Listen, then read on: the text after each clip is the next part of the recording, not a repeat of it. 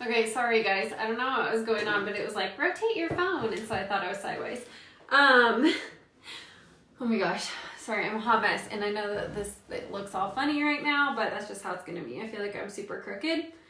But you're just going to have to deal with it because I don't think I can fix this right now. No, it won't turn. So, sorry. You're just going to be a little crooked. It's just how it's going to be. All right. You guys are all jumping on. Okay, so it was sideways. Okay, so hopefully I fixed it. So I am going to just make this super short and sweet today, but I do want to talk about recruiting since that was what you guys asked for. I have a few tips that I have written down from other things like when I've done coaching calls and stuff like that. Also, if you guys haven't signed up for coaching calls, I highly recommend signing up for one. You all should have gotten the email the other day with the link for coaching calls. They're 20-minute calls, and it's really just to kind of help you get to that next level and figure out where you need help in your business and stuff like that. They are good for everyone to do, including the directors here. So make sure you get signed up for a coaching call. I just had a coaching call today with someone from home office, and it was super helpful even for me to just be able to like talk through things out loud and stuff like that. My sister said we're wearing the same outfit. That's nice. So these are going to be my top tips with recruiting. Obviously, like if that's something that you want to go over more in depth, I would highly recommend scheduling a coaching call with me so we can go over that more in depth and kind of figure out where your strong points are and that kind of a thing too. So obviously my top tip is like, don't spam people. Don't be the one that's cold messaging people saying, hey girl, I want to join my business. Like, you're not going to go up to someone in a grocery store and immediately throw your business opportunity at them. That's not how you would talk to someone in a grocery store. At least I would assume that's not how you're going to talk to someone in a grocery store. So why would you talk to someone like that online? You want to build relationships and really make that as natural as possible, because you need to figure out how, hi Mila, you need to figure out how it can benefit them and not just how the business has benefited you. If all you talk about is, oh, Scentsy's done this for me, Scentsy's done that for me, Scentsy's getting me on this free trip, Scentsy's getting me on that free trip, like that's great and all, but that's not going to help someone else. So you need to build that relationship first and figure out how it's going to fit into their life and how it can fit into their business. Keep it moving. Don't spend all of your time on one potential teammate or one potential recruit, because what's going to happen is you're going to put all your eggs in one basket. And then if that person doesn't end up joining, you're going to be disappointed and you just wasted a whole bunch of time trying to focus on that one person instead of moving on and just going with the next person. Because most generally what happens is it takes months for someone to want to join. I know there are several of you that have joined me that I've been talking to for months on end about joining. I know that some of our directors that we have that I talked to you guys for, maybe a year or so in particular, before you ended up joining. So just make sure that you're not focusing all of your eggs in one basket, like I said, and focusing on that one person, because you could be missing out on another potential recruit that's right in front of your face, but you don't even notice it because you're so focused in on getting that one recruit and that one person. And people can feel that when you're just so eagle-eyed on them that you're like, that person feels like, oh my gosh, well, they need me for my business, for their business to succeed. Like they are so focused on just me and that kind of a thing. You don't want to put that pressure on someone. Again, like I mentioned, don't be selfish. So you don't want to recruit with the intentions of it's what you want or it's what's in it for you. It has to be what's in it for that person and how it can help them. And commitment. That is another big thing that I would say too. You have to stay committed to the business. People want to see that it's working for you. People want to be able to see that you are being successful and that you're sticking with it, because if you're just going to jump to the next best thing and think the grass is greener on the other side, then those people are going to see that and they're going to be like, oh, well, they're not sticking with it, so why should I? Or why should I join? Or, if they're just wanting to do something different, then obviously this one isn't that good. That kind of a thing. And so you have to stick with it. You have to keep going. You have to keep trying, because like I said, people are going to see that. Like, they're going to want to see, even if they're not saying anything, people want to see that you are continuing with Scentsy, that you're being successful with Scentsy, and that you're not just going to the next direct selling company, the next best thing, the next one that opens up, the next, I mean, not even if it's network marketing, the next whatever it is. If you're not staying consistent with Scentsy, they're going to see that, and they're going to have no reason to want to join you because they won't see the potential in it, if that makes sense. So I always say consistency is key, and that is for sales and recruiting alike. I think that consistency is super important, and that's something that I definitely want to focus on more with our team, is being consistent. So people have to see things an average of 7 to 10 times nowadays before they'll buy in. And that's for, you know, purchasing or for joining. They want to see things 7 to 10 times before they're like, oh, okay, yeah, this looks like a good idea, or this looks like I might need this. So consistency is key, like I said. Certainty, you need to be certain about your products. You need to be certain about the business. You need to know what exactly it can do for people.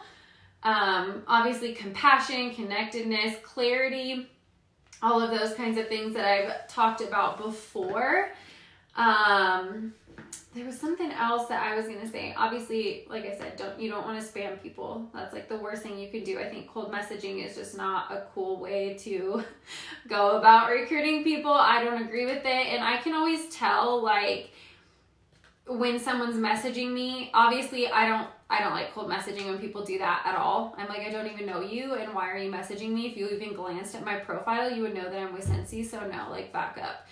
I get really frustrated with it, so don't be that person. Also, I can tell when someone's messaging me just because they want to small talk, get to know me. So I feel like there is a very fine line now with the way that social media is and the way that direct selling is looked at, because like I have girls who have, you know, just like not necessarily just messaged me out of the blue and been like, hey, how are you? Well, tell me about yourself. Where are you from? Like, how's it going? That kind of thing. I don't think that approach works either. I think that's just as bad as cold messaging. The way that I see it working, because I notice when other girls message me, what works to get my attention is that they'll just, you know, respond to a story, or they'll start commenting on posts or little things like that, and just kind of inserting themselves here and there randomly onto my social media and stuff like that. And then, you know, if I'm posting something, let's say about a workout, then maybe they'll message and say, oh, well, like, what kind of workouts do you do? Or have you tried this? And that's after they've already commented or responded to like 6 or 7 stories. So I think that's really important to, I don't know if that makes any sense, but to go about it the right way instead of just going out there with the intention of, I'm here just to recruit you, because I don't think that mindset works, and I don't think that approach works either. One of the other things is obviously recruiting your hostesses. I think that those are your perfect recruits because they obviously love the product, and if they have a qualifying party, they can get that kit for cheaper, and they already have friends and family that are obviously purchasing it as well from them. So flipping parties is a really great way. And then also just getting your customers to join. You know, talking to them about how much money they could save, get back on their purchases. That's one thing that people really like to do, is just make their money back on their purchases. You know, even if they just join just to buy for themselves, that's a heck of a deal to get 25% back on your purchases that you know, if you're a Scentsy addict, like, why not get the money back on that? And then here and there, you might have friends and family that want to buy some stuff from you, and that's perfect. Another thing you can do if someone is still just debating it, if they're a customer, is kind of go through their purchases. Like, I have some customers that spend a lot of money, and I don't think they realize how much money they spend. So I'll go through for like the last, 5-6 months and see how much they've spent, and be like, hey, you've spent X amount of dollars on Scentsy in the last 6 months. Did you know that you could have gotten back X amount of dollars the last 6 months from those purchases? That kind of a thing too, just to kind of really bring their attention to that, because sometimes people don't even realize how much money they could have gotten back on those purchases. Let's see. If you're not working your personal business, you're not going to be able to recruit, so don't expect that people are going to want to join your team if you're not doing the things that other people want to do in their business. If you're not going live, if you're not making posts, if you're not selling, if you're not booking parties, if you're not recruiting, they're not going to want to join you. You have to do the things that people want to see and that they want to do. Because if they don't see that, they're going to be like, well, why would I do it? Why would I join? This was kind of like another thing that I had like reasons why you're not recruiting. This is something I did a long time ago. So obviously, like I just said, you're not working your personal business. That was one of them. If you're not even talking about it, some people are just so scared to talk about it, but you've got to open your mouth and talk about the opportunity. If you're not opening your mouth and talking about it, obviously you're not going to get any recruits because nobody's going to know. You might think that people know or that they hear about it all the time, but in reality, they don't. Like I said, not every single person is going to see all of your posts. Not every single person is going to buy in the very first time they see it. It's going to take 7 to 10 times for them to see that post about joining before they're like, maybe I am interested. Maybe I do want to join. So, you know, I always say it's like 1 out of every 10 is going to say yes to the opportunity. So you have to make sure that you are talking and talking and talking about it. They're not just going to come to you. You have to be reaching out personally too.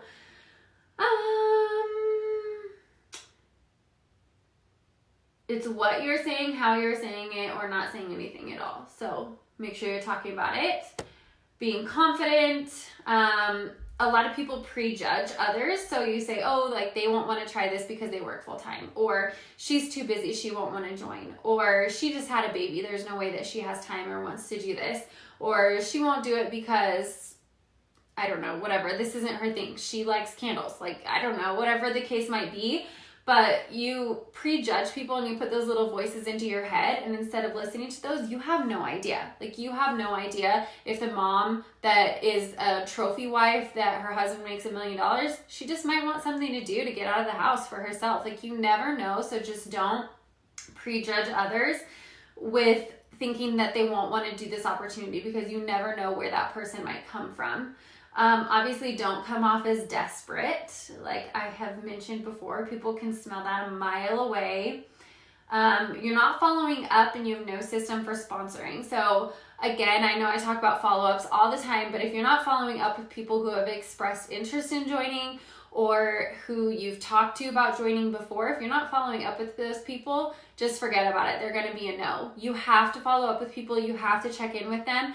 I cannot tell you how many times I have thought to myself, oh, well, she said no twice, so now I'm not going to ask her again. And then I see that girl go and join another direct selling company. And I'm like, gosh, dang it. I hadn't asked her about it in a year, and now she was ready for something. Now was her time that she wanted to do something.